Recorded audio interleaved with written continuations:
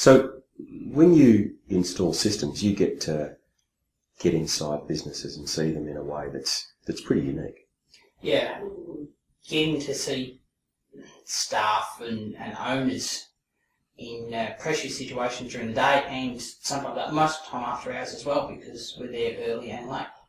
And you're not just installing a computer system, you get to talk to them a lot about their business. Yeah, you get to talk to them about the business, about staff, about staffing, how staff react, procedures, not just day-to-day kind of stuff, but how they actually operate after hours, bits and pieces like that. Do you like doing that? Yes. I've been here long enough to like doing that.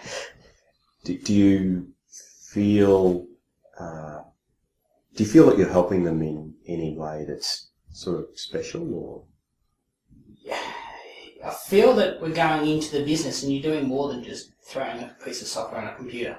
You're actually sitting there and actually helping them out, and half the challenge of actually doing an install is actually working out how to actually try to customise the software to meet them, or to break the rules of the software to actually to make the software work for them uniquely.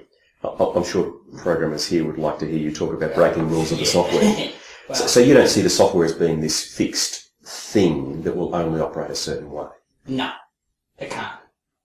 It has to be, rules have to be broken to actually make the business. And so when you talk about breaking rules like that, do you see that as a bad thing or a good thing? It's a good thing, because you can buy any piece of software like MIB off the shelf, deal with a support company and support person over the phone, and that's it. There's your little box.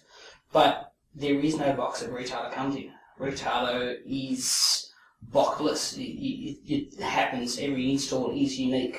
Every time you walk into an install, you start off with a basic playing field, but you spend your first 2 hours of an install working out how you're going to be doing it. When you move from businesses to businesses, and I mean, you've been doing this a long time, you've worked with newsagents and jewellers and bike shops and gardens, you work across all sorts of retail businesses. How do you get into their headspace? Because today you might be working with a jeweller, and tomorrow you might be working with a gift shop, and they're two quite different businesses. You spend the first part of it is you basically sit down and have a conversation with them when you first walk in the door. What do they do? What do they like? Stuff like that. And one of the things I do is walk around the shop. Before I actually walk up to the counter and introduce myself, I'll actually have a walk around the shop. And by doing that, I can actually get a feel of how they actually run the business, and are they really stock conscious, not stock conscious? Do they actually have a clean shop, dirty shop, clean people, all that kind of stuff, which then changes the way that you actually act when you install it. When you say clean and dirty shop, do you judge them for that? No, it's more of a timing issue. Somebody with a clean shop would normally have more time and put more pressure on staff to make sure it's clean and fix rules, and staff have actually got the shop, and the staff are actually told what to do, and the management is pushed down to the staff. When you've got somebody with a dirty shop, he's too much running around the back organising himself. So it gives you more of an idea of how the business is run. Okay.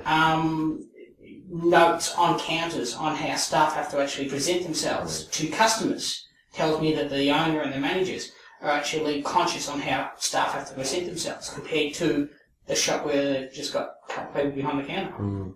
What's the weirdest situation you've been in with an installation? Weirdest? Yeah. I don't know. It's hard to say. It's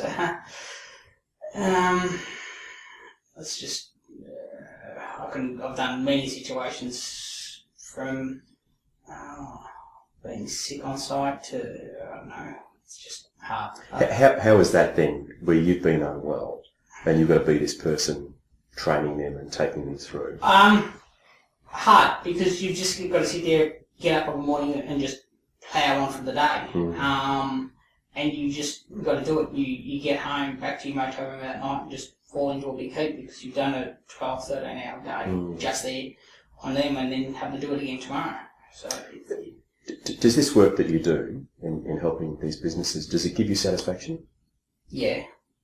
The satisfaction comes when you pick up the check and give them a shake hand at the end of the install. It means that they're happy enough to give you the check, which means that you've done a good job. And so by doing that, that's the satisfaction. Is the basically the handshake and you've done a good job and I'm happy and that kind of stuff.